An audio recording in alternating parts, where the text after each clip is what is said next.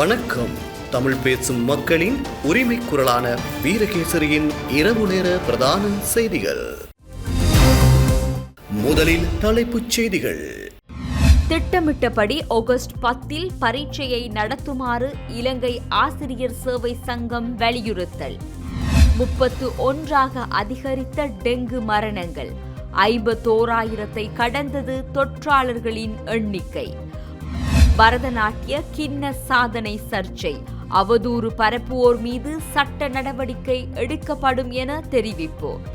நாமல் கருணாரத்ன குரங்குகளை எண்ணிய பணத்துக்கு என்ன நடந்தது? பத்திரமுள்ள சீலரத்ன தேரர் கேள்வி.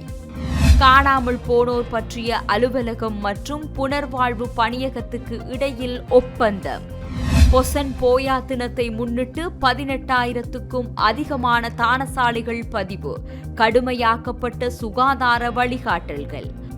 வெனிசுவேலா நிலநடுக்கம் பார்வையிட சென்ற இடைக்கால ஜனாதிபதிக்கு எதிர்ப்பு தெரிவித்த மக்கள். போர் நிறுத்த ஒப்பந்தத்தை மீறி அமெரிக்கா ஈரான் மாறி மாறி தாக்குதல். மத்திய கிழக்கில் மீண்டும் போர் பதற்றம். உள்நாட்டு செய்திகள். உயர்தர பரீட்சையானது ஆகஸ்ட் மாதம் 10 ஆரம்பிக்கப்படும் என மிக தெளிவாக கூறப்பட்டுள்ள பின்னணியில் அரசியல் கட்சியொன்று தலையீடு செய்து மாணவர்களின் இந்த பரீட்சையை ஒத்திவைக்க திட்டம் தீட்டுவதாக இலங்கை ஆசிரியர் சேவை சங்கம் தெரிவித்துள்ளது. மாணவர்களின் எதிர்காலத்துடன் விளையாட வேண்டாம், திட்டமிட்டபடி ஆகஸ்ட் மாதம் 10 பரீட்சையை நடத்த வேண்டும் என அந்த சங்கம் கோரிக்கை விடுத்துள்ளது.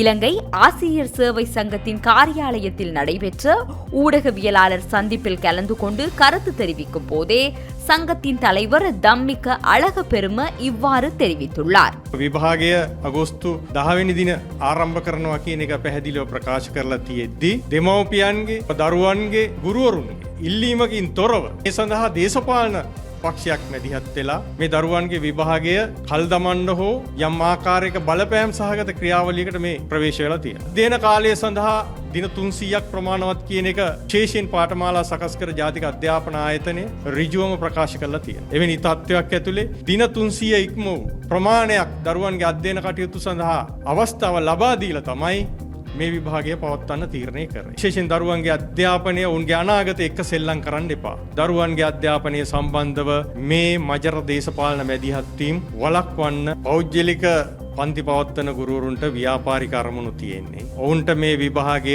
කල් දැමීම ඔවුන්ගේ ව්‍යාපාරික අරමුණු වෙනුවෙන් කරනවා වෙන්න පුළුවන්. විභාග දෙපාර්තමේන්තුව ස්ථාවරයක ඉන්නවා. දරුවගේ අධ්‍යයන කාලය සාර්ථකව අවසන් නිසා දාලාගීම් විපතනවා කියන ස්ථාවරයේ ඉන්නවා. உயர்தர பரீட்சையானது ஆகஸ்ட் மாதம் 10 ஆரம்பிக்கப்படும் என மிக தெளிவாக பிரகடனப்படுத்தப்பட்டுள்ளது.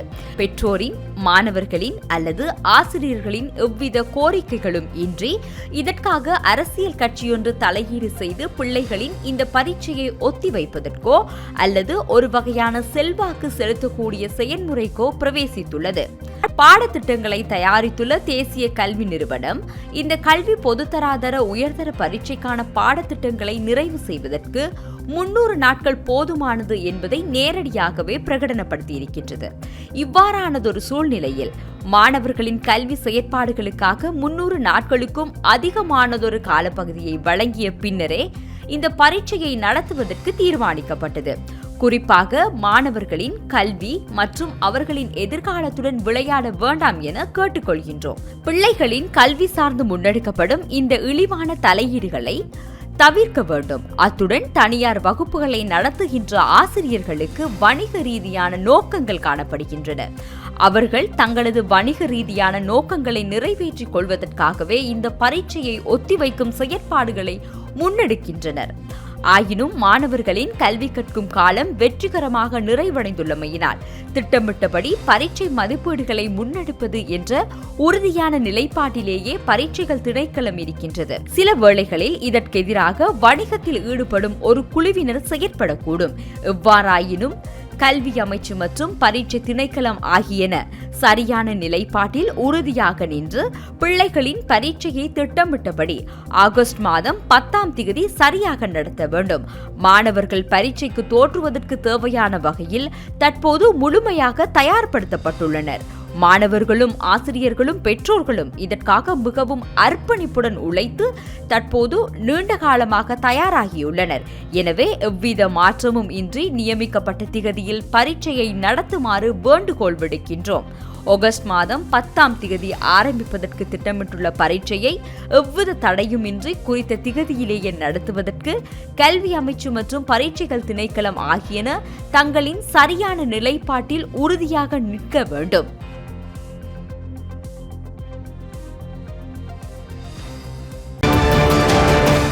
இந்த வருடத்தின் இதுவரையான காலப்பகுதியில் பதிவான டெங்கு மரணங்களின் எண்ணிக்கை 31ஆக அதிகரித்துள்ளதாக தேசிய டெங்கு கட்டுப்பாட்டு பிரிவு தெரிவித்துள்ளது.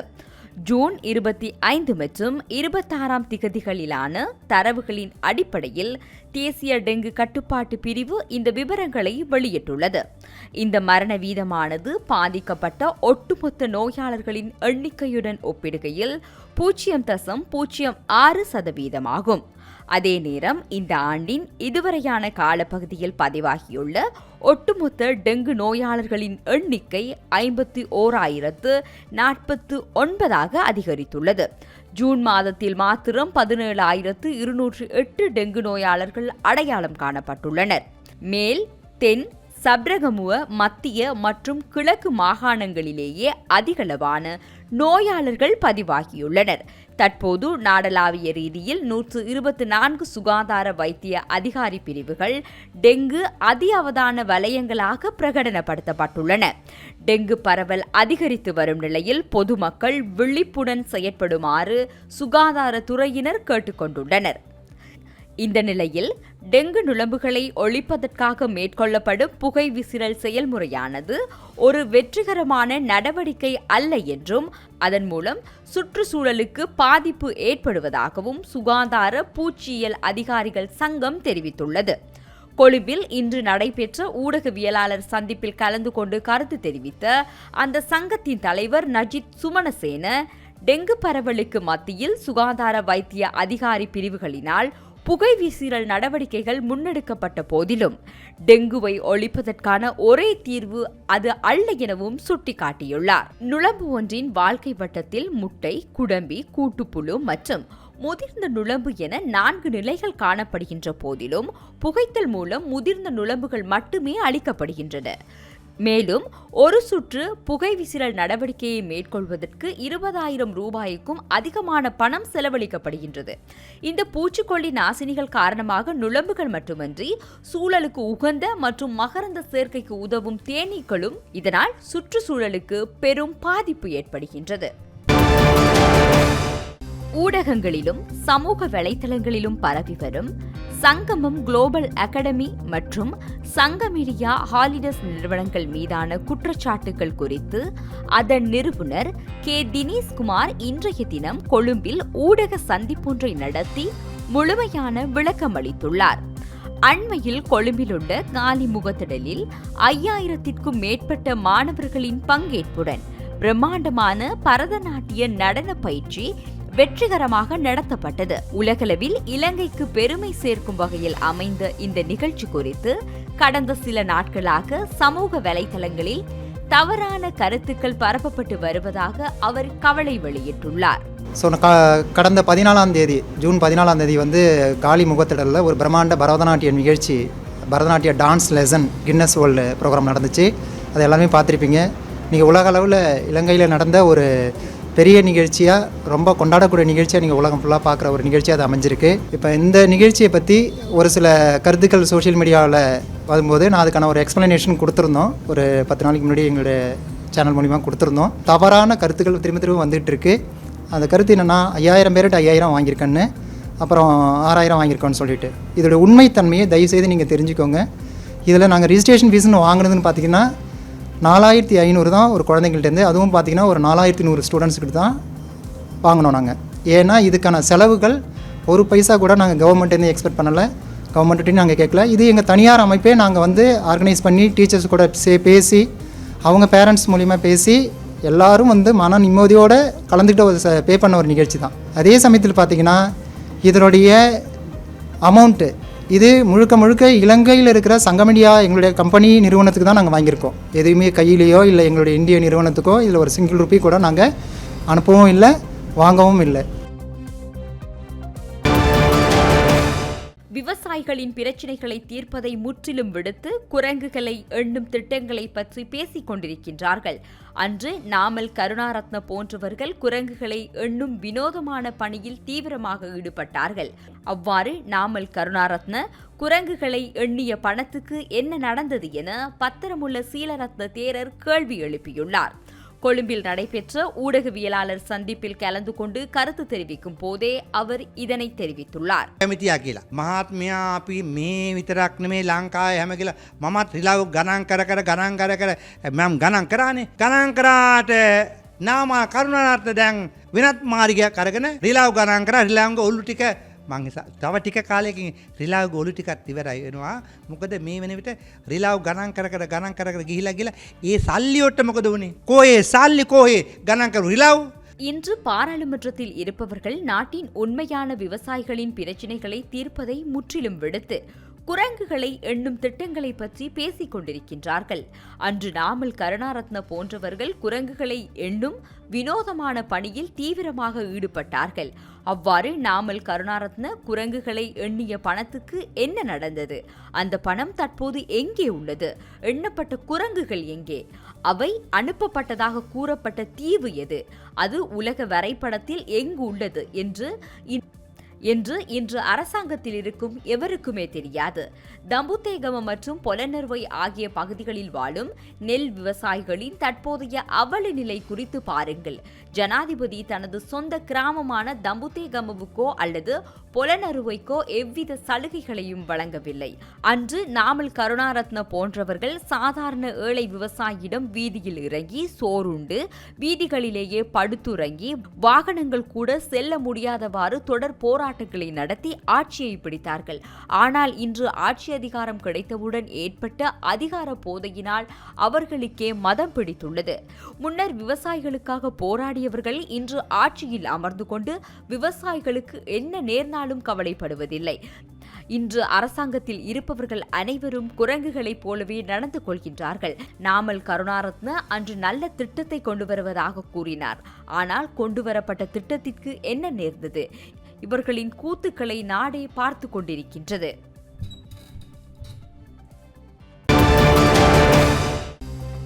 வலிந்து காணாமலாக்கப்பட்டோர் விவகாரம் தொடர்பில் பரஸ்பர ஒத்துழைப்பை வலுப்படுத்தும் நோக்கில் காணாமல் போனோர் பற்றிய அலுவலகம் மற்றும் புனர்வாழ்வு பணியகம் என்பவற்றுக்கு இடையில் இருதரப்பு புரிந்துணர்வு ஒப்பந்தம் ஒன்று கைச்சாத்திடப்பட்டுள்ளது. இந்த ஒப்பந்தத்தில் காணாமல் போனோர் பற்றிய அலுவலகத்தின் சார்பில் அதன் தலைவர் மகேஷ் கட்டுலந்த மற்றும் புனர்வாழ்வு பணியகத்தின் சார்பில் அதன் ஆணையாளர் நாயகம் பிரிகேடியர் MS அமித் ஆகியோர் கையெழுத்திட்டுள்ளனர்.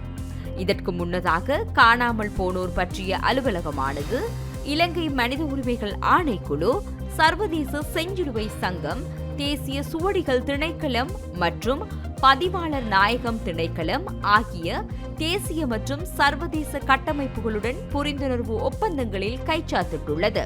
இவ்வாறானதொரு பின்னணியில் புனர்வாழ்வு பணியகத்துடன் கைச்சாத்திடப்பட்டுள்ள இந்த புரிந்துணர்வு ஒப்பந்தம் தமது அலுவலகத்துக்கு வழங்கப்பட்டுள்ள ஆணையை தொடர்ந்து முன்னெடுத்து செல்வதையும் ஒத்த கட்டமைப்புகளுக்கு இடையிலான ஒருங்கிணைப்பை மேலும் வலுப்படுத்துவதையும் இலக்காக கொண்டு மேற்கொள்ளப்பட்ட முன்னேற்றகரமானதொரு நகர்வாகும் என காணாமல் போனோர் பற்றிய அலுவலகம் தெரிவித்துள்ளது. அது மாத்திரமின்றி இந்த புரிந்துணர்வு ஒப்பந்தமானது தகவல் பரிமாற்றம், பரிந்துரைகளை முன்வைத்தல், செயற்றிறன் மேம்பாடு மற்றும் வலிந்து காணாமலாக்கப்பட்டவர்களை தேடுதல் மற்றும் பாதிக்கப்பட்ட குடும்பங்களுக்கு அவசியமான ஆதரவினை வழங்கல் உள்ளிட்ட நடவடிக்கைகளின் இரு கட்டமைப்புகளுக்கும் இடையிலான ஒத்துழைப்பை மேம்படுத்தும் என்றும் காணாமல் போனோர் பற்றிய அலுவலகம் நம்பிக்கை வெளியிட்டுள்ளது. பொசன் பௌர்ணமி போயா தினத்தை முன்னிட்டு நாடு முழுவதும் தற்போது வரை 18,000க்கும் அதிகமான தானசாலைகள் பதிவு செய்யப்பட்டுள்ளதாக பொது சுகாதார பரிசோதகர்கள் சங்கம் தெரிவித்துள்ளது. நேற்று மாலை வரையான காலப்பகுதியில் நாடு முழுவதும் 18,129 தானசாலைகள் பதிவு செய்யப்பட்டுள்ளதாக அந்த சங்கத்தின் செயலாளர் சாமில் முத்துகொட குறிப்பிட்டுள்ளார். சுகாதார வழிகாட்டல்களுக்கு அமைவாக நாளையும் நாளை மறுதினமும் நடத்தப்படும் தானசாலைகள் தீவிரமாக பரிசோதிக்கப்படும் என அவர் தெரிவித்துள்ளார். அத்துடன் பொசன் வலயங்களை மையமாக கொண்டு நடத்தப்படும் தற்காலிக மற்றும் நிரந்தர வர்த்தக நிலையங்களை இந்த வாரம் முழுவதும் சோதனையிட நடவடிக்கை எடுக்கப்பட்டுள்ளது. இந்த முறை அனுராதபுரம் புண்ணிய பூமியை மையமாக கொண்டு நேற்று வரை 200க்கும் மேற்பட்ட தானசாலைகள் பதிவு செய்யப்பட்டுள்ளதாக சாமில் முத்துகொட தெரிவித்தார். அனுராதபுர நகர சபையின் சுகாதார பிரிவினரால் உணவு சுகாதாரம் மற்றும் தொற்று நோய்களை தடுப்பது குறித்து அந்த நகர சூழலில் விசேட வேலை திட்டங்கள் முன்னெடுக்கப்பட்டன.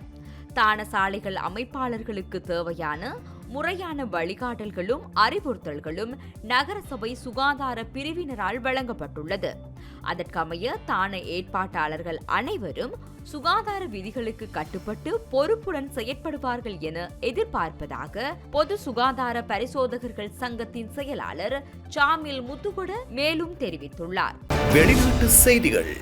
வெனிசுவேலாவில் அடுத்தடுத்து தாக்கிய இரட்டை நிலநடுக்கங்களால் தலைநகர் கராகஸ் கடுமையான பேரழிவை சந்தித்துள்ள நிலையில் அங்கு நிலவரங்களை நேரில் பார்வையிடச் சென்ற நாட்டின் இடைக்கால ஜனாதிபதிக்கு அந்த பகுதி மக்கள் கடும் எதிர்ப்பு தெரிவித்து கூச்சலிட்டுள்ளனர். நிலநடுக்கத்தால் உருகுலைந்துள்ள கராகஸின் குடியிருப்பு பகுதி ஒன்றிற்கு அவர் சென்றபோது அங்கு திரண்டிருந்த மக்கள் அரசாங்கத்தின் மெத்தன போக்கை கண்டித்து கூச்சலிட்டதால் பெரும் பரபரப்பு ஏற்பட்டது. வெனிசுவேலாவில் பல ஆண்டுகளாக நீடித்து வரும் கடுமையான பொருளாதார வீழ்ச்சி மற்றும் பலவீனமான உட்கட்டமைப்பு வசதிகள் காரணமாக இடிபாடுகளுக்குள் சிக்கியுள்ளவர்களை மீட்கும் பணிகள் பெரும் தொய்வை சந்தித்துள்ளதே மக்களின் இந்த கோபத்துக்கு காரணமாக கூறப்படுகின்றது. இந்த நூற்றாண்டின் மிக மோசமான இயற்கை சீற்றத்தை சந்தித்துள்ள வெனிசுவேலாவில் 7.2 மற்றும் 7.5 ரிக்டர் அளவுகளில் பதிவான இந்த இரட்டை நிலநடுக்கங்களால் இதுவரை 920க்கும் மேற்பட்டோர் உயிரிழந்துள்ளனர். மேலும் 5 லட்சத்திற்கும் அதிகமான மக்கள் இடிபாடுகளுக்குள் சிக்கி மாயமாகி இருக்கலாம் என ஐக்கிய நாடுகள் சபை தெரிவித்துள்ளது. போதிய நவீன மீட்பு கருவிகள் மற்றும் ஆம்புலன்ஸ் வசதிகள் இல்லாததால் பாதிக்கப்பட்ட மக்களின் உறவினர்களே வெறும் கைகளால் இடிபாடுகளை தோண்டி தங்களுக்கு வேண்டியவர்களை தேடி வருகின்றனர். அமெரிக்கா உள்ளிட்ட சர்வதேச நாடுகள் தங்களின் மீட்பு குழுக்களை அனுப்ப தொடங்கியுள்ள போதிலும் நாட்டின் தற்போதைய மோசமான உள்நாட்டு சூழல் காரணமாக தங்களுக்கு விரைவாக உதவி கிடைக்கவில்லை என்ற அதிருப்தியிலேயே அந்த நாட்டு மக்கள் கொதித்தெழுந்துள்ளமை குறிப்பிடத்தக்கது. மத்திய கிழக்கு பிராந்தியத்தில் தற்காலிகமாக எட்டப்பட்ட போர் நிறுத்த ஒப்பந்தத்தை இரு நாடுகளும் மீறிவிட்டதாக அமெரிக்காவும் ஈரானும் பரஸ்பரம் குற்றம் சாட்டி வருகின்றன. ஹோர்மூஸ் நீரிணை பகுதியில் பனாமா நாட்டுக்கொடியுடன் சென்ற வணிக கப்பல் மீது ஈரான் ட்ரோன் தாக்குதல் நடத்தியதாக கூறி அமெரிக்கா அந்த நாட்டின் ராணுவ இலக்குகள் மீது வான்வெளி தாக்குதலை நடத்தியுள்ளது. இதற்கு பதிலடியாக ஈரானும் குவைத் மற்றும் பஹ்ரானில் உள்ள அமெரிக்க ராணுவ முகாம்களை நோக்கி ஏவுகணைகளை வீசியுள்ளதால் பிராந்தியத்தில் போர் பதற்றம் மீண்டும் உச்சமடைந்துள்ளது. அமெரிக்க போர் விமானங்கள் நடத்திய இந்த வான்வெளி தாக்குதலில் ஹோர்மூஸ் நீரிணைக்கு அருகிலுள்ள ஈரானின் ராணுவ உபகரணங்கள், தகவல் தொடர்பு அமைப்புகள், வான் பாதுகாப்பு தளங்கள் மற்றும் ட்ரோன் சேமிப்பு கிடங்குகள் கடுமையாக சேதமடைந்துள்ளதாக பென்டகன் வட்டாரங்கள் தெரிவிக்கின்றன. இது குறித்து அமெரிக்கா மத்திய கட்டளை தலைமையகம் வெளியிட்டுள்ள அறிக்கையில் போர் நிறுத்த ஒப்பந்தத்தை மதிக்க ஈரானுக்கு ஒரு வாய்ப்பு வழங்கப்பட்டது. ஆனால் எம்டி கிகு கப்பல் மீது தாக்குதல் நடத்தியதன் மூலம் அந்த வாய்ப்பை ஈரான் நிராகரித்து விட்டது என தெரிவித்துள்ளது. மறுபுறம் அமெரிக்காவின் இந்த குற்றச்சாட்டை திட்டவட்டமாக மறுத்துள்ள ஈரானின் இஸ்லாமிய புரட்சிகர பாதுகாப்பு படை விதிமுறைகளை மீறி சென்ற கப்பலை தங்களது கடற்படை கையாண்டதை ஒரு வாய்ப்பாக வைத்துக்கொண்டு அமெரிக்கா தங்களின் 5 கடலோர காவல் முகாம்கள் மீது தாக்குதல் நடத்தியதாக கூறியுள்ளமை குறிப்பிடத்தக்கது. இன்றைய நாணய மாற்று விகிதம்